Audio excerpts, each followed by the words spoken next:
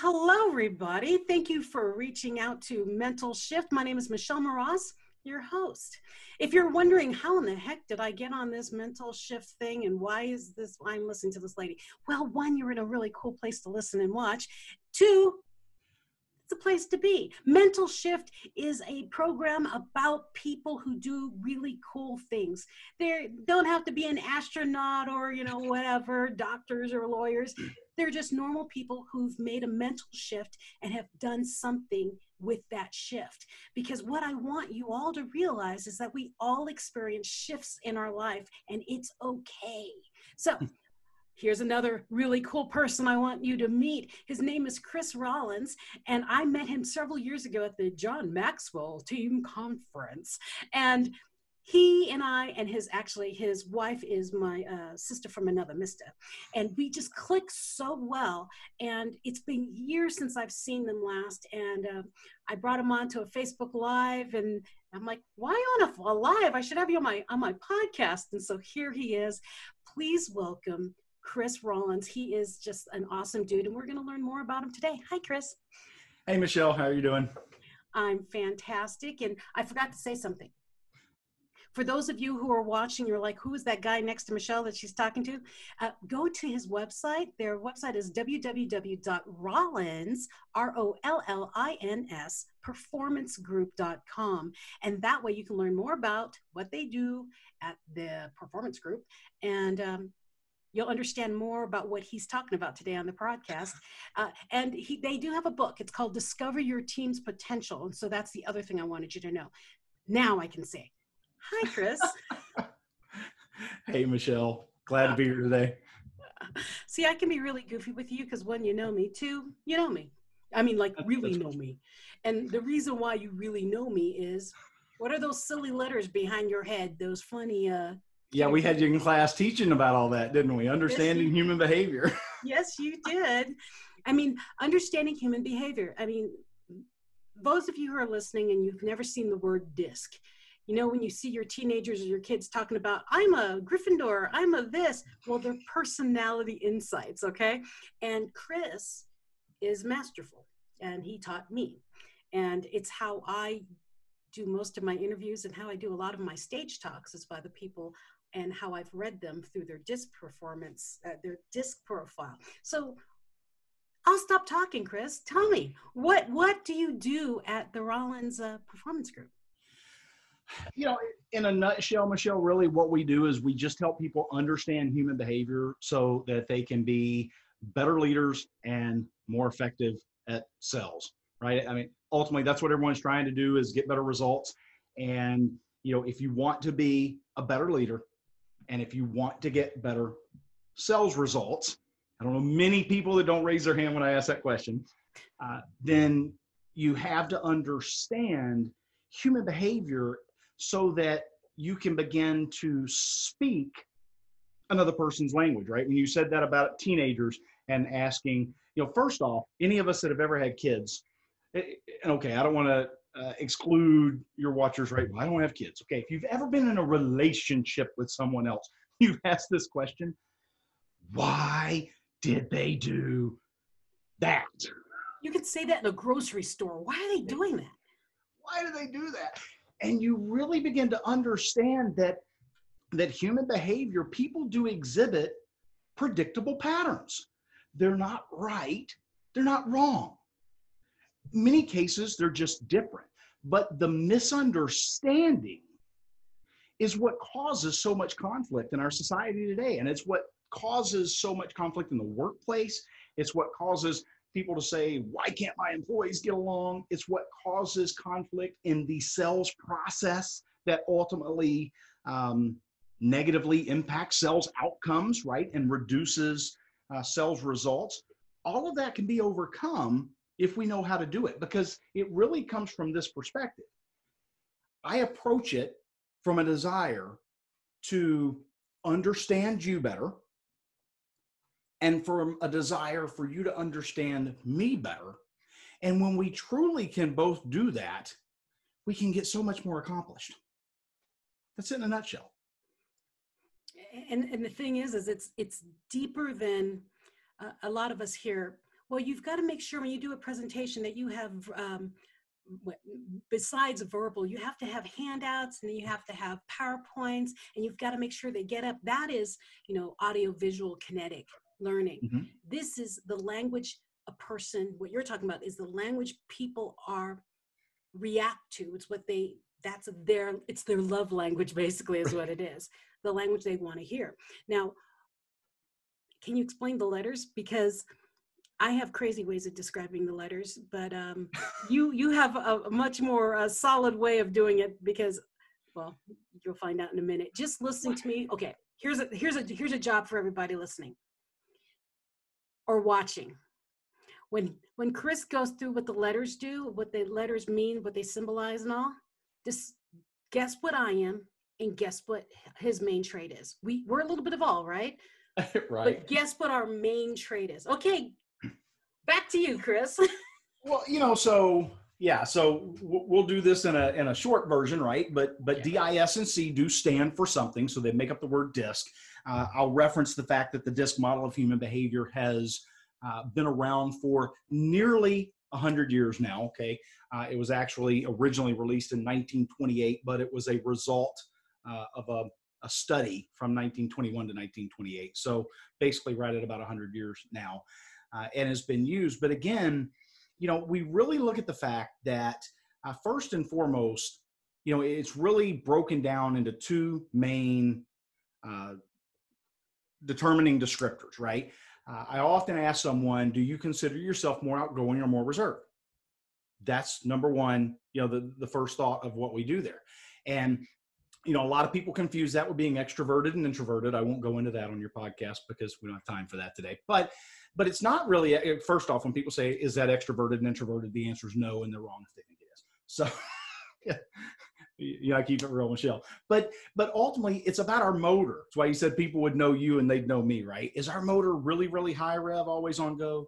Or are we even killed, right? Or are we just more mellow, right? Go with the flow. So it's where we're at with that, right? But when we look at the different letters, about half the letters represent one trait, being outgoing or characteristic, and about half the letters represent being reserved. We also look at the fact that some people are more task-oriented individuals. We're focused on the facts, the figures, what are we here to get it done? Some people are more people-oriented. Neither one's right, neither one's wrong. But by the way, it takes both to get everything done. And about half the letters represent someone that's more task-oriented and half that represent someone that's more people-oriented. So the D is what I always refer to as someone that's driven. Yeah, it's the word I love most, and people I know that are Ds absolutely just light up when someone says we're driven. We need to get results. Now notice what I said there. We need to get results. It's not a wish for us. Yeah. It's not a want. Oh, but they want it. No. It's like a fish needs water. We need results. And when I say results to someone that's a very driven personality style, Okay. Yeah, I mean, it's just, they light up. Heck yeah, that's what we're here to get done. So, again, we understand that. But when I look at someone that's the I trait, right? So that D is an outgoing characteristic, but they're more task oriented. Get me results. The I is also outgoing, but they're more people oriented. Fun, be engaging, the life of the party. They need recognition, right? And by the way, that's not bad. I had someone one day say this to me. They said, okay, Chris, so basically you're saying the I's are high maintenance. I said, no, they're not high maintenance. They're human, right? And they need recognition, and we need to be able to give it to them, but we need to learn to give it to them in the way they need it in order for them to thrive and to operate in their greatest strength zone. So we look at that. Both of those two traits, the driven and the inspiring personality type, are outgoing. One's more task-oriented, one's more people, but they're both outgoing. Then we move to the S. Now, you'll even notice, Michelle, and your viewers may notice, that I just shifted a gear, right? I downshifted. Because when I move to the supportive personality type, which is what the S would stand for, they operate they don't operate, like you and I do, right? They're not on go 24/7. Calm it down. Don't overwhelm them. They're more reserved. Slow your speech. Right. But they're still very people oriented, right? They might not be the life of the party. They may not have 100 friends, but man, the ones they have, they build deep relationships and deep bonds.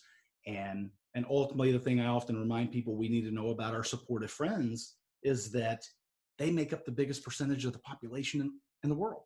So, and honestly, I think that's a really good thing, that they do. But they're able to bring that in because, where the driven style really needs results and where the inspiring style really needs recognition, this group really needs relationships. I mean, relationships matter to them so much. I have my mother is a very supportive personality style. Our oldest son is primarily, that's his primary personality trait, right? His highest trait is supportive. As you know, Melissa, my wife, it's her secondary trait, but it's still very high. As well. So I have a lot of those supportive people around me. And you've probably seen my graph to know where supportive is on my graph, right? But it's where it is. And then we move to our C friends, right? The cautious group.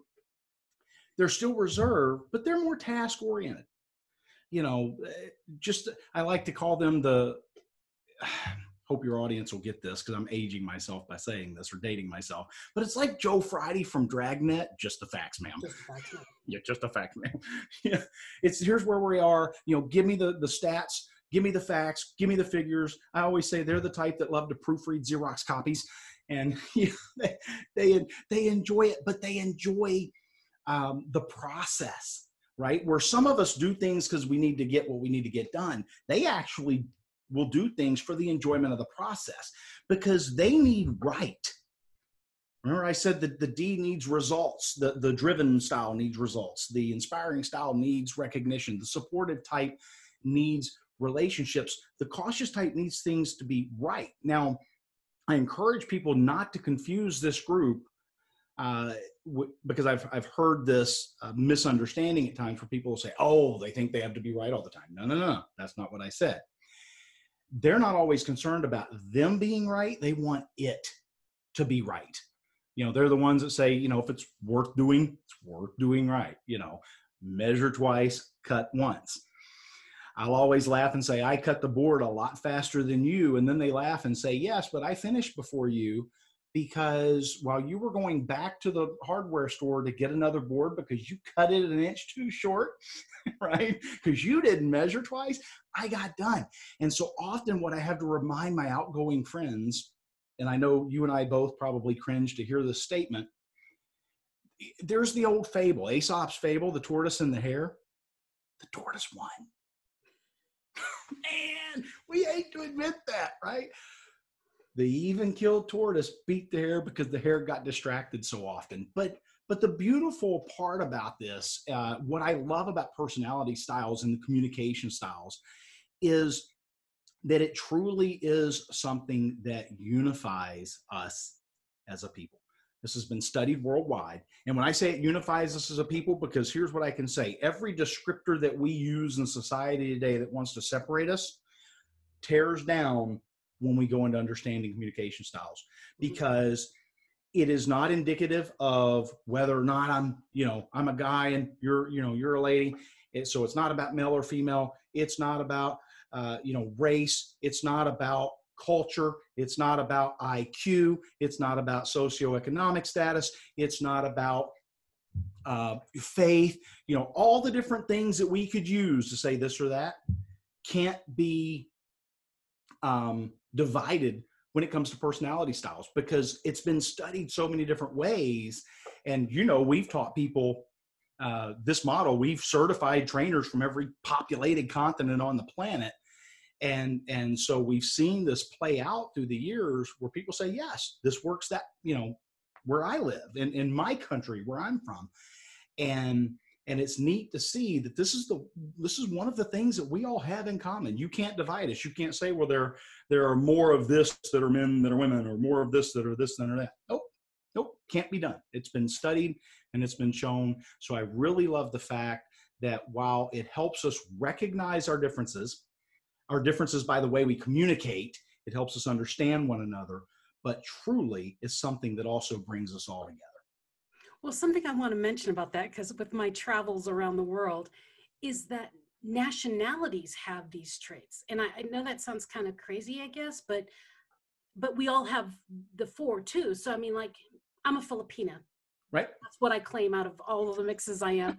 I grew up in the Philippines, and we are by a race of Filipinos. We are very supportive. We're family gatherers. We always want to feed people. We want to take care of people. What is that? Is that supporting or inspirational? Well, no, it's a very interesting point. So here's what I'll say. The differences that people see in cultures are a difference based upon our unique perspective. So our perspective will be skewed by a culture. In other words, we may say, look at the Filipino culture and say, and I've had actually people talk about that, right? When you go there as an American, approach it as an S, right? Yeah. Because you will be kind of center of their world. But within that unique culture, they still have the same blend of driven, inspiring, supportive, and cautious. The thing is, so what looks outgoing or reserved to them is different than what looks outgoing or reserved to us. But within their own culture, they all have the exact same four blends. Well, and that's why I was asking that, because when I first went to your course, I kept arguing that I was a D. Right. Remember, I got upset that I was, spoiler alert, I'm an I, okay? Michelle, inspirational speaker, gee, I'm an I. But I argued with Chris that, no, I'm a D. I get things done. I want things done. But what it is, it's my culture. As my culture, in my culture, which is more kind of cold, I mean, hold back, kind of calm, let's everybody love each other, kind of get together. But I was a very high D in that culture because I'm very driven. And so when I am in my real world here, I'm like, no, I'm a D. No. But then every word that comes out of my mouth is an I, a strong I-S. And I'm like, no. And what I want all of you to know is when you connect with Chris, with the Rollins Performance Group, and learn more about this DISC thing, because I'm telling you, it's freaking magical. And I'm not saying it because I'm an I, I'm saying it because the D part of me is like, dang, this works. It works. And I say the D part of me because we all have all four characteristics. And I need to get you off of the DISC thing because I want to know where you came from. So what got you into this human behavior thing? Because what brought you into it? I mean, what did you do before? When did you have that mental shift to be doing this human behavior thing, and why? Well, that's a great question, Michelle. And it's interesting when I look back on it, because well, I think obviously, I was in the Army, and I talk about that, right? So I was an M1 tank commander in the Army. So I did that for 9 years. And when I left the military, now, first and foremost, I came from a broken family. I dealt with all that. So, didn't have certain figures in my life that needed to be. And I was a hard charging military, just go get a mission first mindset, kind of guy. And when I left the military and really entered into the civilian workforce, everyone said, oh, great, right? Ex-military guy, hard charger, he's going to get stuff done. Yeah, I mean, yeah, believe it. And what was interesting about that was, and I'm thinking back here, so I'm in the 90s, maybe 97, 98. By this point, I had become, so I worked for a national company. I was in the rental industry for 16 years, and I worked for a national company. I'd already become a district manager. I was running the -- district in the company. And I mean, we were blowing and going. All the results were there. And I had a VP who was traveling with me one day between stores, if you will. Again, you got way back in the 90s, you didn't have cell phones and everything else on you back then. So we're just driving. He says, tell me about the store we're going to. It's #1 in the country. It was literally the #1 store in the country. It's this, it's that. There's their NPS scores. This is their growth projection numbers. This is this is that. And he said, Tell me about your store manager. Okay. Beth's been there for probably 17, 18 years. Well, before me. Tell me about her. She's #1 in the country. She's this, she's that. He said, I don't give a rip about any of that. Tell me about her. As a human. What are you talking about? Right? Yeah. And he says, is she married? And I start thinking, does she have a wedding ring on her face? I think so. What's her husband's name? I don't know. And he said, Chris, you don't know anything about your business. Now, Michelle, I got mad. Right? What do you mean I don't know my business? But those are fighting words, right? And he said, no. You know your numbers better than anyone, okay? We won't argue that with you. You don't know your business. And so I did what anyone does, right? When we get mad and when we don't like what we got, we can choose to we can get ticked, but we can get over it and grow through it, or just let it ruin us. And I chose to really reflect on that and grow through it. In fact, at one point in the conversation, he said, Chris, I just want to let you know this isn't the Army. They don't have to come back tomorrow morning, right? And I thought, wow, because let's face it, I admit, Michelle, I had some turnover. I had some avoidable turnover, I would put it that way, right? But I always felt, hey, leave all I get out of the way, whatever. And I say that to say this, that is not a bragging statement at all. I want your audience to understand that. It's one of those things where I said, if I could go back and, this would be the things I would change, right? I was young, hard charging. I was ignorant. I didn't know what I didn't know. And I ran over some good people, all in the name of getting great results. But that really started a growth process for me. So that's where it started. The main turning point when it shifted more than anything else was when my oldest son is 24 today, but when he was about 5. Now at this point I was the corporate road warrior. I traveled all week, every week, left every Monday morning, usually came home Friday night when I didn't end up out of town over the weekend. And, so my wife ended up practically raising kids by herself most of the time. But again, I had great results, right? My kids had all the toys. But I was tucking my oldest in bed one night. I walked in, turned off the light, went over to the bed. It was a Sunday night, it's getting ready to leave the next morning, gave him a kiss, said, Dad, I'll see you soon. And yeah, definitely not a proud dad moment here, but the words that came back up to me in the dark, which I was not prepared to hear that night, because we all know that a 5-year-old child doesn't process things in their head, should I say. They don't barb you like an adult does, they don't poke the bear. They just say what they think. Yeah. Innocence of a child, right? All I heard that came back up in the dark that night was, I wish I had another dad. You're never here. Oh. And truly one of the hardest days of my life. But here's what I didn't know at the time, Michelle. I'm a high D, but it's my primary style. My oldest, his primary style is a high S, the opposite trait.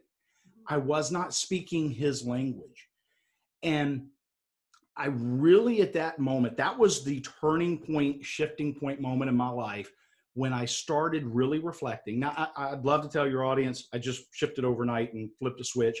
I didn't know enough to flip, but I knew something had to change, right? And that's what started. Because I started looking back saying, wow, and I started looking at all my peers in the corporate environment that was where I was, because I was the next VP heir apparent. They were, you're crowned the next whatever. And I started saying, wow, none of them are together with, their families. Half of them are estranged from their kids, or they're on their second, third, fourth, whatever wives. And I said, I'm not going to do that. Yeah. And I truly made the decision from that point that I would value significance over success. So ultimately, not that success was wrong, but I believe you can have success without significance, but you can't have significance without success. So to me, significance was the higher calling. And that's what led me to the point of where I started wanting to understand. I wasn't going to lose my marriage, and I wasn't going to lose my kids. That's where it started. And that led me to starting to learn about human behavior. The side benefit was that it made such a difference professionally as well. That wasn't my goal wasn't even at that point. I wasn't thinking about my employees. I was thinking about my family. And I got the best of both worlds out of it. But that's where it started. And Well, that's why I'm so passionate about it today. well, and that's why I wanted you on the show, because I use DISC a lot in everything I do, in every association, and it helped with my family too. And that's why I wanted to share with my audience what DISC is. And people are like, they're all the same. Well, there's similarities, but there's something about DISC that really clicks. And if you're having, and this is the deeper reason, in the time of COVID, when people got locked into their homes and they're like, oh my God, I'm going to be stuck with my spouse and my kids. And there was a lot of outburst of, oh no. And I thought, what better time to get Chris on my podcast? But I was so booked out, I couldn't get you in sooner. And that's the thing, is if we understood the personalities that were in our own homes, that, oh my gosh, I'm going to be stuck with them part wouldn't exist. And I was thinking as a child, for every parent that said, oh dear God, I'm going to have to be alone with my kids all day. As an I, and spoiler alert, high S, high I, high S, off the charts. Mm-hmm. That would have crushed me to hear my parents say, oh no. It would have crushed me. And I know it. Just thinking about it makes me want to cry. And so that's why I wanted you to talk about DISC and the importance of it, and not just, for business, but more importantly, for your home, the people you love or the people you want to be in your world. It's almost like the whole opposites attract thing. You find out why those opposites attract. So like in my case, I'm a high IS. Number one IS is like right next to it, and it's off the chart. The other two are very low. My husband is, take my chart and flip it. Right. And he is that incredibly high C with a very high D. The opposites did attract. And so when you're looking at a partner, future partner, or looking at your partner or your children, you're like, why are we clashing so much? That's part of it. Michelle, I would add to that. It's interesting because it is so much when people think about opposites attract, right? It's like a magnet, right? The polar opposites, the positive and the negative poles attract.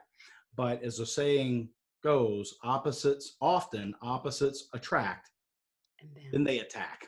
Yes, I said, right? And then they attack. And then it comes from but the attack comes from misunderstanding. Yes. And the beauty of the model, like you talk about, yes, there are other models, and look, I've studied many of them. So yeah, I'm not here to debate whatever. I personally am a fan of all understanding of human behavior.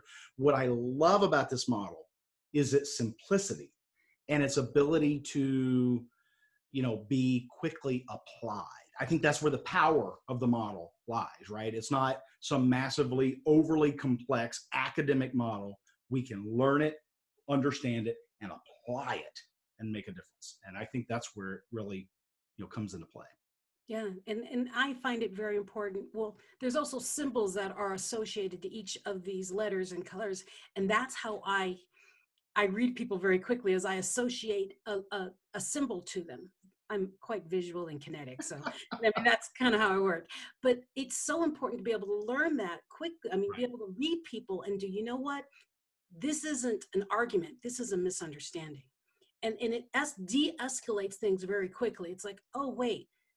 He's not being pushy.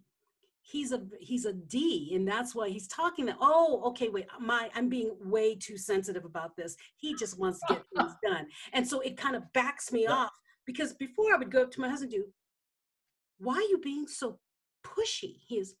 I'm not being pushy. I want to measure 3 times, that kind of thing. I'm like, can we just go have fun now? I'm done. And we have to measure this. And so now that I realize that it's part of him, he must make sure it's right before he moves, I'm less anxious and agitated that he won't move faster. It saved our marriage, because it was like, why are you dragging your feet? I've already made this decision. Well, if you know me, I move first, then think. Well, you could even use a descriptor. I know we talk about inspiring, right? So the I in you, we could insert the word impromptu right there. Right? Yeah, the I is very impromptu, and that does not describe your husband. Yeah. It's like, oh my gosh. Well, I think the last thing we had together is like we were chopping wood. He was chopping wood. I say we, but it was him chopping wood. And he wants to have them all about the same size so they burn equally. Okay. With me, I would have just hacksawed it. I don't care, wood burns, you know? But he's like, no, the fireplace, right? Yeah, he knew how big the wood had to be cut so that it would burn for X amount of hours for whatever. And I'm like, my brain was like, oh, why? Why would you care? Put another piece of wood in. Nope, got to do it this way. So it's wonderful to be able to learn the different personalities. So I don't care, people, which one you work on, but if you can work on understanding personality types and which one you are and how you relate to others in the different personalities, or otherwise, why you clash with people with your own personality type, things like that, the world would be a better place. Because we would be able to deal with each other and see what's going on before we make our own judgment calls. And Chris, I thank you so much for being on the show and taking time to be with us and share your story, because you really did. You've changed and uplifted so much of my life by me learning this personality type. So it sounds bad, but I'm really glad your high S son told you, I wish I had another dad, because he would not have mentally shifted you to start seeking. Yeah. And now you're able to share this information with more of us, and just the ripple effect alone of, just from my perspective, the people I've been able to reach and touch and be able to uplift because I know and understand the personality types so well because of you.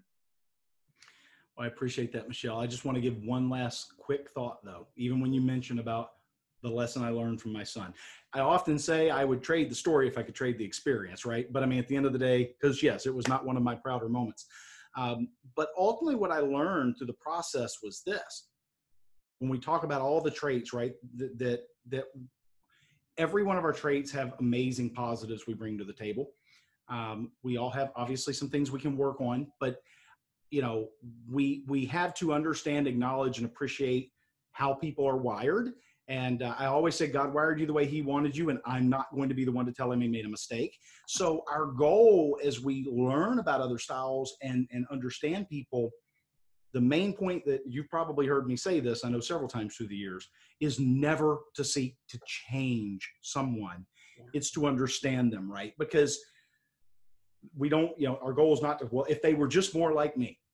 Oh, dear God, no. Okay. No. Let's appreciate what we all bring to the table, and collectively we get more done. Yes, indeed.